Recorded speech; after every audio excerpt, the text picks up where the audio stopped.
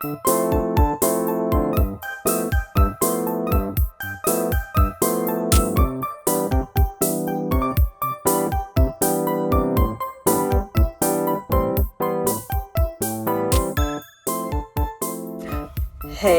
we are going thrifting today. I have a few goals in mind with this trip. First and foremost, I am always looking for fabric to sew with.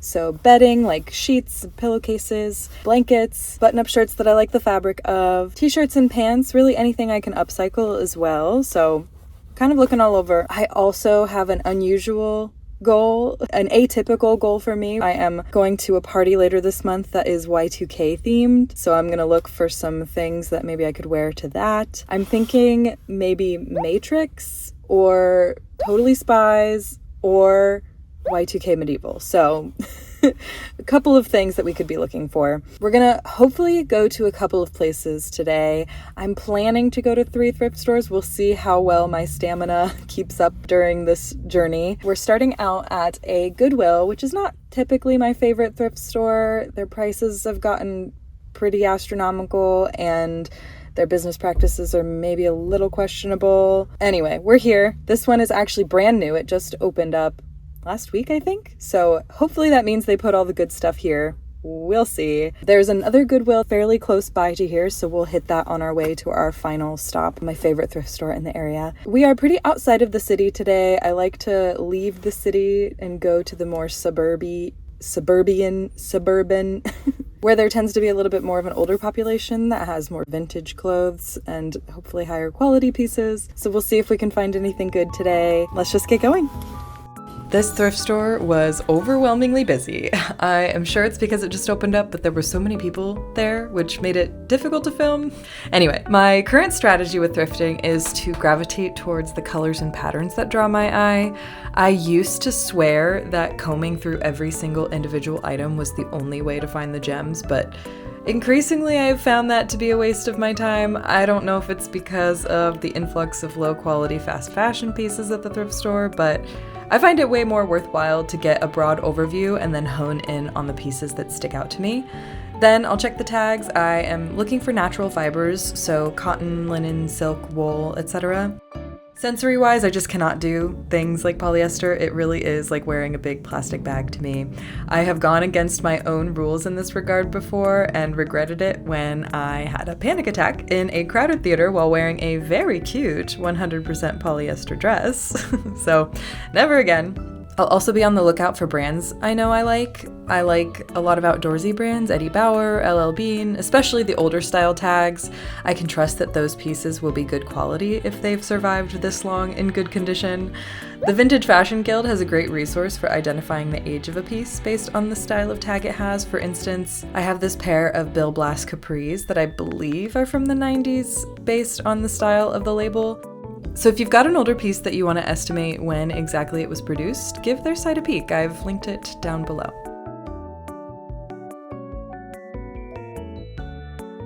This is exactly what I mean when I say the prices here are kind of ridiculous. This jacket was $35. I mean, it's a good jacket, but come on. And this vest really caught my eye because of the color combo, this green-brown with these red buttons.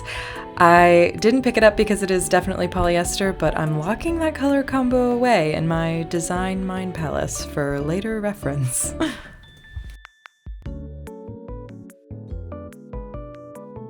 A couple of my sleeper hit brands are what I considered old lady brands, old lady in air quotes, when I was thrifting as a teen and a 20-something. Now that I'm 30, I think I have matured into the target demographic. Croft & Barrow, J. Jill, Coldwater Creek. Coldwater Creek actually especially has amazing skirts. I found one at the shop today, but it had a huge stain that realistically I probably could have gotten out, but truly the thing holding me back was the price at this store. I just won't spend $8 on one skirt at a Goodwill unless it is a life-changing piece.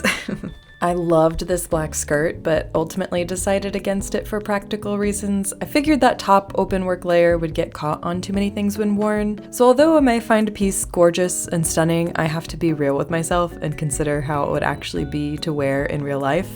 I was actually immediately proven right when it got caught on my button while filming those close-up shots.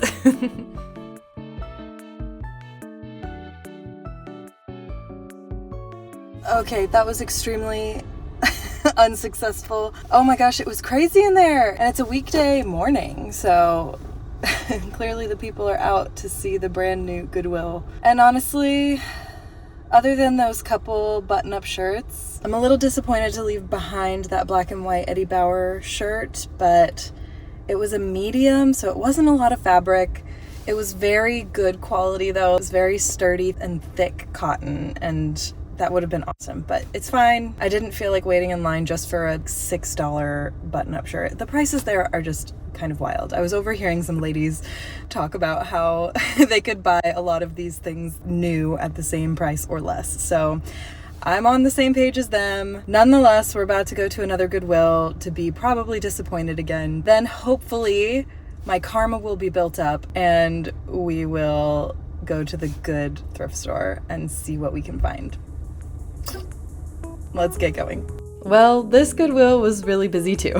Something in the air today brought people out to Goodwill. I usually have way better luck in the men's in air quotes, sections of thrift stores. I like to dress a little androgynously anyway, but also the quality tends to be a little higher in clothing intended for men. There's something about marketing towards women and feminine dressers that leads you and fashion companies to believe that you need a brand new wardrobe every season, that you need to keep up with all the new styles, and the easiest way for folks to achieve that is to buy cheap clothes. There are a zillion reasons why someone might need to buy cheap clothes, but the negative impact fast fashion has on human rights and the planet, it's inarguable. And it's not just the fact that the clothes are cheap, it's that these companies want you to keep buying new trendy pieces every season. This has trickled down into thrift stores because the out-of-date pieces get dropped off on them, and then it takes over mostly the women's section of these stores. Not to mention that most of these pieces were not intended to last more than one season anyway, so they're already falling apart when they find their way here. I'm not above buying a fast fashion brand from the thrift store. You can find the rare decent piece. One of my favorite pants that I thrifted is a brand originally from Amazon, but the vast majority are not made with quality in mind and are only made to help a company's bottom line. So that's my piece with fast fashion at the thrift store. It is driving me nuts. By this point in our journey, I was feeling a lot like this doll, though not nearly as well dressed. So I took a step away and I gave myself a pep talk in the bathroom before getting back out on the floor. I gave myself a break by looking at the picture books. My first art love is picture book illustration, so I always poke around to see what I can find in the stacks. Talk about art, many of David Wiesner's books are told without words, and Tuesday is one of my favorites. I'm also a huge fan of Sally Mavor's work, so it was really fun to see this book out and about today. I love looking at old interior design books, and I found 2 of these American country themed books that were incredible. I felt very inspired to decorate my stairs with a herd of horses after reading this. After all the fabric inspiration from that last book, I was keen to check out the linens, but there wasn't much to look at. Neither of the Goodwills we visited today had much to offer in the linen department, maybe 1 rack each. I did, however, find some good skirts here. There was great cotton and wool skirts. This set of twins I really was interested to try on.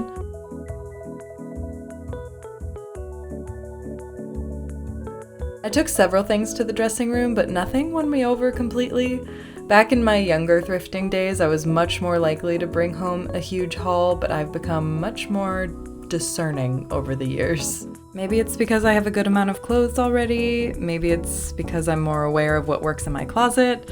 Maybe I'm more interested in making than buying clothes these days. I'm not really sure what's changed.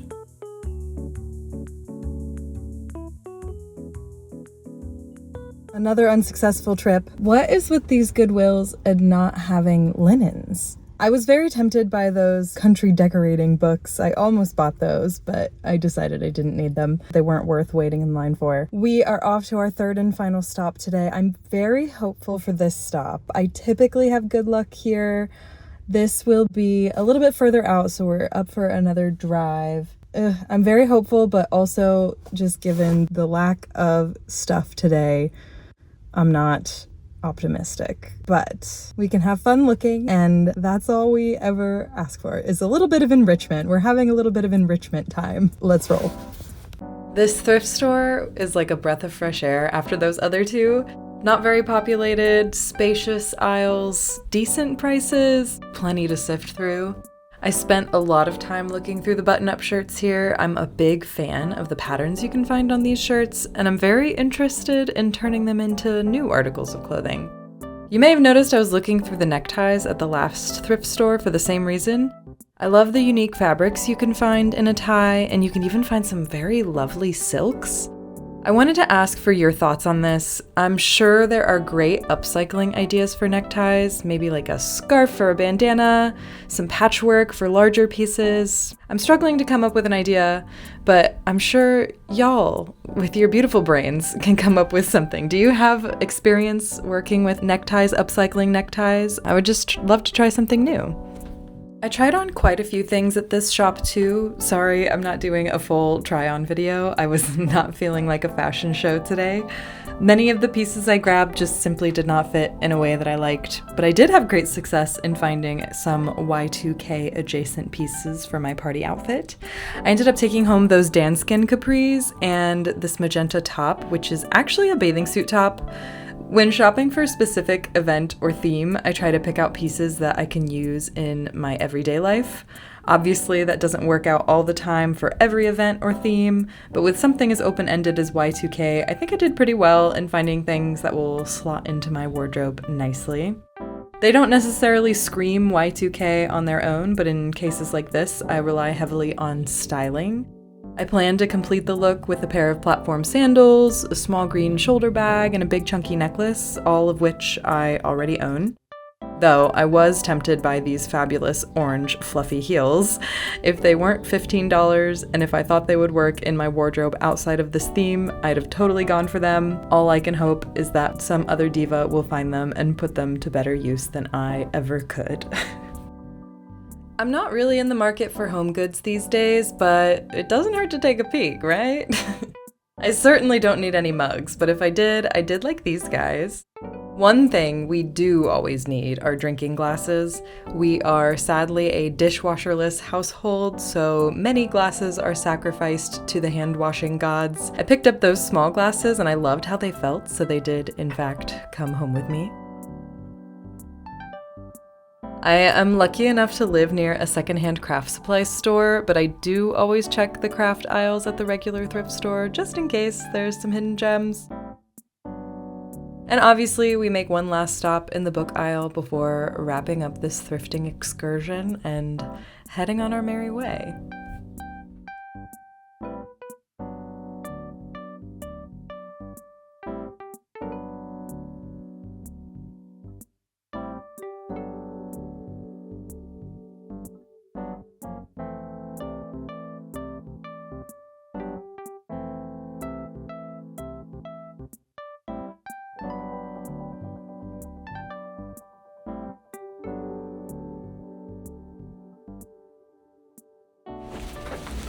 We did it.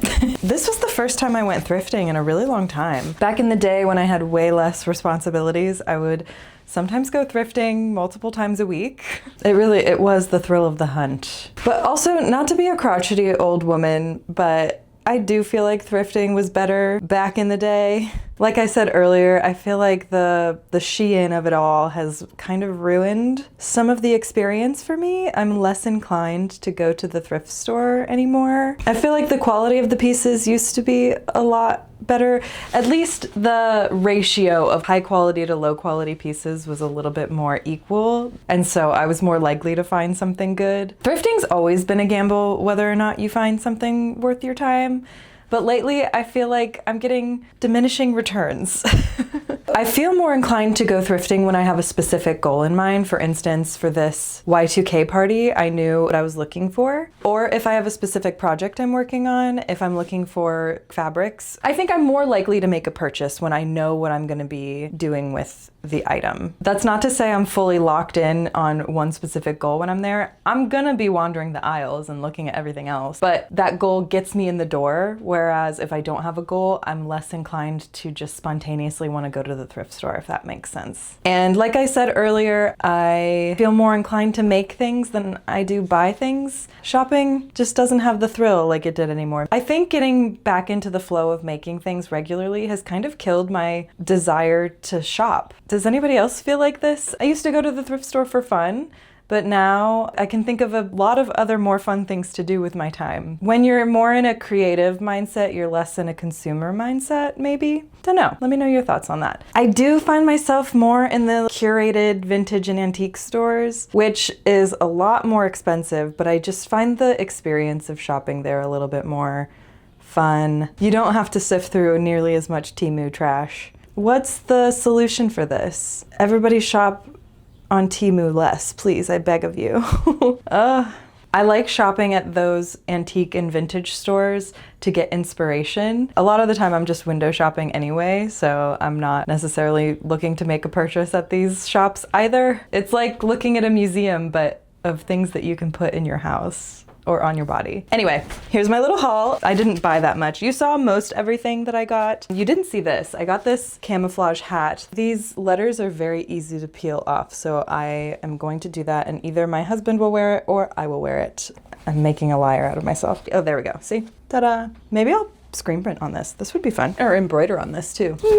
And you saw the Danskin capris. I used to wear a lot of Danskin in the 2000s when I was in elementary school. This I feel like is very y2k, even though I'm not sure that these are original to the y2k era. I loved this detail on the side. I felt very drawn in by this stripe and the elastic. I mentioned this in my what I plan to make this spring video. Pants that have a drawstring at the bottom where you can cinch it in or let it flow out was on my making list, so maybe that had something to do with why I picked these up. I'm excited to wear these. These will work for the party and for everyday life. These were $6. I can't remember what color tags were on sale. I think it was pink and yellow. So these were full price $6 for something that I will wear not just for a party, but for real life. I think that's fine. They're not quite my size, but they have a drawstring, so I hope that that will allow me to fluctuate as I so desire.